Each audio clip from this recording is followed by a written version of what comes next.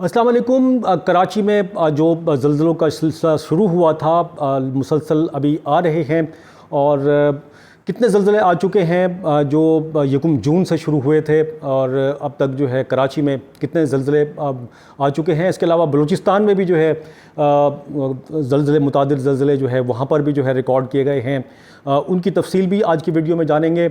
और आज की वीडियो में ये भी जानेंगे कि ये ज़लज़ले जो हैं ये किस वजह से आ रहे हैं, और क्या जो पहला ज़लज़ला आया था उसके मुकाबले में जो अब ज़लज़ले आ रहे हैं उनकी शिद्दत में कमी आ रही है, या इनकी शिद्दत में इजाफ़ा हो रहा है, या इनकी तादाद है जो पर डे के हिसाब से पहले शुरू में हमने देखा था काफ़ी ज़्यादा थे, अब जो है कुछ कम होते दिखाई दे रहे हैं। ये सब तमाम तर तफसीलात जो है ज़लज़लों के हवाले से आज की वीडियो में हम बात करेंगे। और इसके लिए मेरे साथ मौजूद होंगे चीफ़ मेट्रोलॉजिस्ट अमीर हैदर लगारी।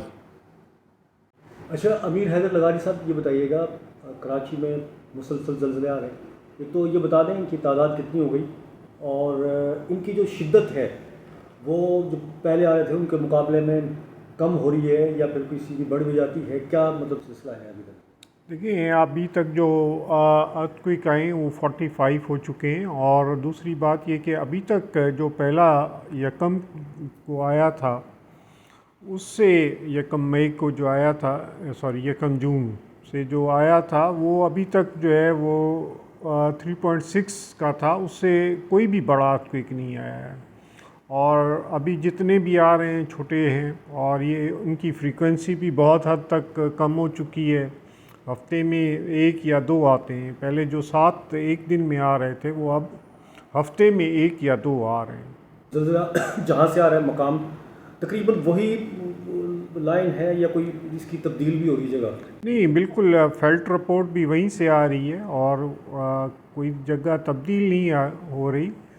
अलबत्ता दूसरी जगहों पर भी अर्थक्वेक आ रहे हैं, जैसे बलूचिस्तान में 3 आ चुके हैं। इसी तरह नॉर्थ ऑफ उसमें भी 2 रोज़ आते हैं तकरीबन, हिंदू कश में।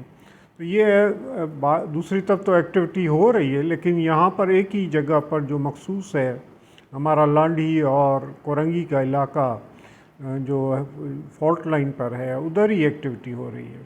अच्छा, ये फॉल्ट लाइन थोड़ा सा बता दें, ये कहाँ पर है, क्या होती है, ताकि थोड़ा सा, एक दफ़ा पहले बात की है हमने, लेकिन इसके बारे में थोड़ा सा बता दें आप। देखिए, फॉल्ट लाइन ये होती है जब अगर प्लेट सरक रही होती है, तो प्लेट की जो साइज़ होती है बहुत बड़ी होती है, एक जजीरे जितनी होती है। तो वो जब उसको उसमें कहीं क्रैक आ जाते हैं तो वो उसको हम फॉल्ट लाइन कहते हैं। जो क्रैक्स होते हैं, इसी तरह उनकी अपनी एक साइंस होती है कि वहाँ पर, क्योंकि वो स्लिप नहीं हो रहे होते प्लेट के साथ, तो वहाँ पर एक अपनी एनर्जी कलेक्ट हो रही होती है। और फिर एक हद हो जाती है जहाँ पर एनर्जी जो है वो रिलीज़ होने का टाइम हो जाता है। फिर सडनली एक बड़ा क्विक आता है, फिर उसके बाद वो सडनली सेटल होना शुरू हो जाती है। और उसमें डिपेंड करता है, जितना बड़ा मैग्नीट्यूड होता है उतनी ज़्यादा वक्त लगता है। अब ये जो हो रहा है, ये अब सेटलमेंट हो रही है? बिल्कुल, आप देख लें कि जैसे ईद से पहले जो था वो बहुत ज़्यादा वो आ रहे थे। जी, ईद से पहले आपने देखा कि उस एक दिन में 7 अर्थक्वेक आ रहे थे। अब हफ्ते में 2 या 3 आते हैं। तो ये इनकी फ्रीक्वेंसी में जो है वो आहिस्ता आहिस्ता कमी आ रही है, और शिद्दत में भी कमी आ रही है। तो इंशाल्लाह कुछ ही महीनों में या दिनों में, क्योंकि फोरकास्ट नहीं हो जाती कितने वक्त लगता है इसको सेटल होने में, तो ये कोई भी तय नहीं कर सकता। तो इंशाल्लाह ये आस्ते आस्ते ख़त्म हो जाएगा। अच्छा, कुछ मतलब सोशल मीडिया और कुछ लोग कहते हैं कि भाई ये किसी बड़े उसका ज़लज़ले का पेश खैमा है, इस तरह की बातें भी मतलब सुनी गई। देखिए, लोग इससे खौफ में मुब्तला हैं। बिल्कुल आपकी बात सही है, मैंने भी सुना है। लेकिन ये है कि इस फॉल्ट लाइन, क्योंकि इसकी लेंथ ही 2 किलोमीटर है, तो इससे बड़ा एक्सपेक्ट नहीं किया जा सकता। हाँ, कहीं और अर्थक्वेक आए तो वो उसको आप नहीं, जैसे बलूचिस्तान में 4.5 का आ गया या 5 मैग्नीट्यूड का आ गया, उसको आप इससे रिलेट ना करें। बहरहाल इस फॉल्ट लाइन पर ये, क्योंकि इसकी लेंथ ही इतनी बड़ी नहीं है कि ये इतना बड़ा मैग्नीट्यूड प्रोड्यूस कर सके। ये फॉल्ट लाइन की थोड़ी सी बताएंगे डिटेल, किस जगह पर है कराची में? ये देखें, जुमा गोट के करीब है फॉल्ट लाइन है, और इसकी तकरीबन 2009 में भी एक्टिव रही 3 महीने तक। और ये हर साल इसमें अर्थक्वेक आते रहे, 14 में भी, 10 में भी, 11 में भी और 13 में भी, 21 में भी अर्थक्वेक आता रहा।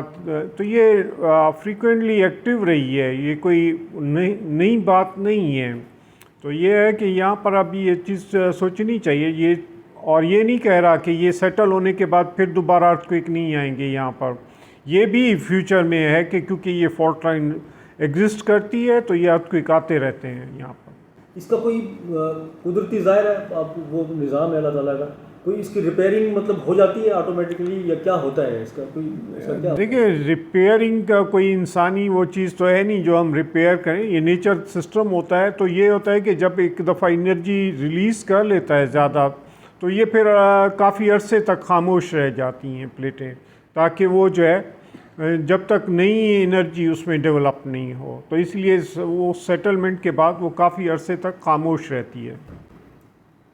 कराची के शहरी पैनिक में हैं ज़ाहिर है, मतलब ज़लज़ले आते हैं तो, और इस तरह की बातें जिस तरह से मैंने कहा कि लोग अब वो बीच में रोमर्स भी छोड़ देते हैं। हाँ भाई, ये बड़ी ख़तरनाक बात थी जो मैंने अभी बात की आपसे कि भाई बड़े ज़लज़ले का वो, तो लोग शहरियों से क्या कहेंगे आप?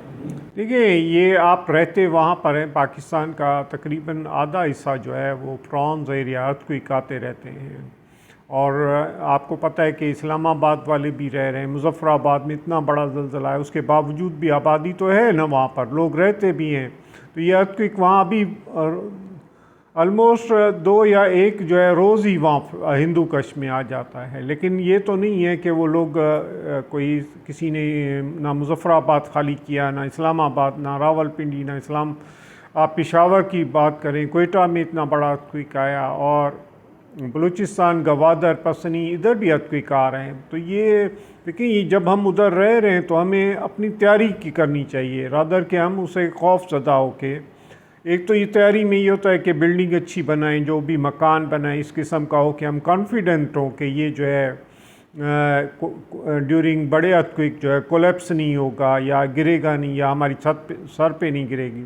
दूसरा यही है कि जब अर्थक्वेक आए तो आप कोशिश करें कि जितना आसानी से, हैज़ार्ड से नहीं, आसानी से वो अपनी जो घर है उसको से निकल कर कहीं खुली फ़िज़ा पर जो है खड़े हो जाएं, जहाँ पर आपको ना किसी इलेक्ट्रिक पोल गिरने का ख़तरा हो, जहाँ ना बिलबोर्ड गिरने का हो, ना किसी दरख्त को गिरने का ख़तरा हो। तो ये चीज़ें ज़रा आप खुद एहतियात करें। तो ये तो फितरत है, नेचर है, बारिशें भी होती रहेंगी, साइक्लोन भी आते रहेंगे और अर्थक्वेक भी आते रहेंगे। तो आपको इन्हीं चीज़ों के साथ रहना है। तो आप उसको ये है कि आप उन चीज़ों को बेहतर है कि बजाय खौफ के उसको कबूल करें, और उसके जो SOPs हैं, जो उनके तरीक़ाकार हैं, उनमें रहने की कोशिश करें। क्योंकि दुनिया, जापान है, दुनिया के बहुत सारे मुल्क हैं जहाँ पर ये सारी चीज़ें हो रही हैं। अमेरिका में भी हो रही हैं, जर्मनी में भी हो रही हैं, दुनिया का कोई मुल्क ऐसा नहीं है, इंडोनेशिया हो गया। तो ये सब लोग रह रहे हैं। तो इसलिए जो है आप उस किस्म के मकानात बनाएं ताकि आपको अपना घर का कॉन्फिडेंस हो कि ये मेरे ऊपर अब नहीं गिरेगा। ठीक है जी, बहुत शुक्रिया आपका बात करने का, थैंक यू वेरी मच।